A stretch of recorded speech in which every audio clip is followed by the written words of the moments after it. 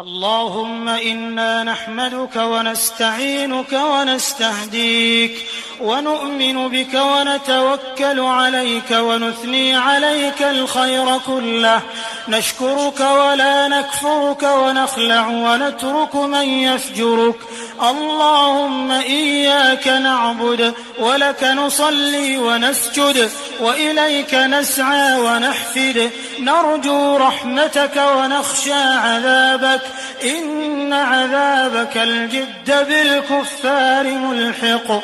اللهم لك الحمد كله ولك الشكر كله وإليك يرجع الأمر كله. اللهم لك الحمد كالذي نقول وخيرا مما نقول، ولك الحمد كالذي تقول. لك الحمد حتى ترضى ولك الحمد إذا رضيت ولك الحمد بعد الرضا.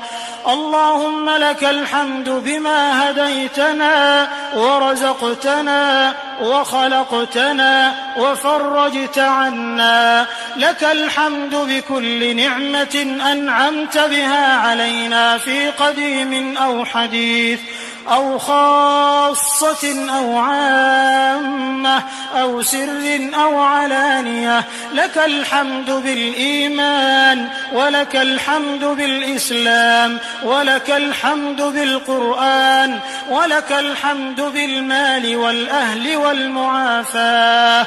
بسطت رزقنا وكبت عدونا وأظهرت أمننا وجمعت فرقتنا، ومن كل ما سألناك ربنا أعطيتنا.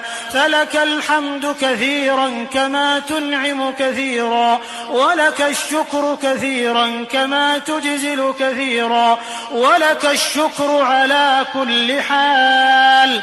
لك الحمد بجميع المحامد، لا نحصي ثناء عليك أنت كما أثنيت على نفسك. لا إله إلا الله المتوحد في الجلال بكمال الجمال تعظيما وتكبيرا، المتفرد بتصريف الأمور على التفصيل والإجمال تقديرا وتدبيرا، المتعالي بعظمته ومجده، الذي نزل الفرقان على عبده ليكون للعالمين نذيرا. اللهم لك الحمد على نعمك العظيمة وآلائك الجسيمة، حيث أنزلت إلينا خير كتبك وأرسلت إلينا أفضل رسلك وشرعت لنا أعظم شرائع دينك وهديتنا لمعالم دينك الذي ليس به التباس، وجعلتنا من خير أمة أخرجت للناس. الحمد لله الصادق في قيله قل صدق الله، ومن أصدق من الله قيلا، ومن أصدق من الله حديثا. ونحن على ما قال ربنا وخالقنا من الشاهدين، ولما ألزم وأوجب غير جاحدين، والحمد لله رب العالمين. وصلى الله على نبينا محمد سيد المرسلين وعلى آله وصحبه الطيبين الطاهرين، وعلى زوجاته أمهات المؤمنين. اللهم لك الحمد على ما يسرت لنا من صيام رمضان وقيامه، ولك الحمد على ما وفقتنا لإتمام القرآن وتلاوة كتابك العظيم الذي لا يأتيه الباطل من بين يديه ولا من خلفه، تنزيل من حكيم حميد.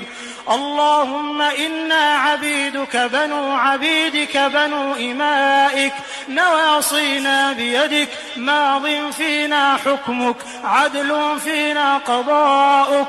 نسألك اللهم بكل اسم هو لك سميت به نفسك أو أنزلته في كتابك أو علمته أحدا من خلقك أو استأثرت به في علم الغيب عندك أن تجعل القرآن العظيم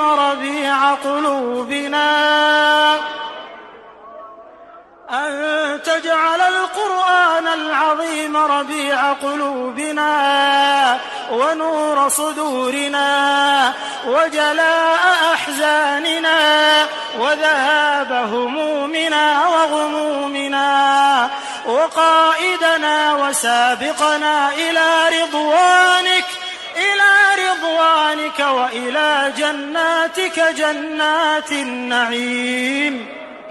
اللهم ذكرنا منه ما نسينا وعلمنا منه ما جهلنا وارزقنا تلاوته آناء الليل وأطراف النهار على الوجه الذي يرضيك عنا.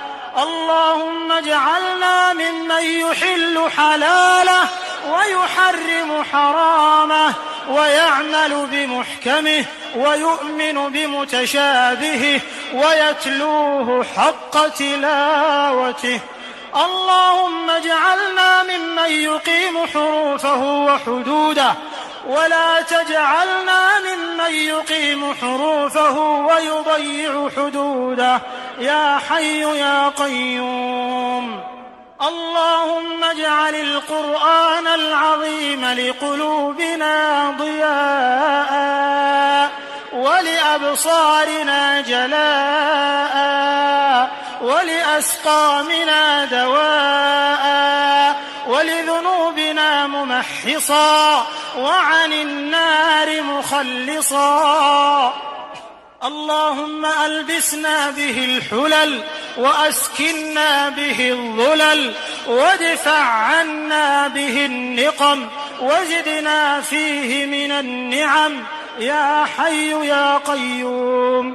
اللهم اجعل القرآن العظيم شفيعنا وحجة لنا لا حجة علينا. اللهم اجعلنا عند ختمه من الفائزين واجعلنا فيه عند البلاء من الصابرين وعند النعماء من الشاكرين وإلى أعلى جناتك سابقين. اللهم اجعلنا من أهل القرآن الذين هم أهلك وخاصتك. اللهم اجعلنا ممن يقال له اقرأ وارقى ورتل كما كنت ترتل في الدنيا يا ذا الجلال والإكرام. اللهم اجعلنا ممن اتبع القرآن فقاده إلى رضوانك والجنة ولا تجعلنا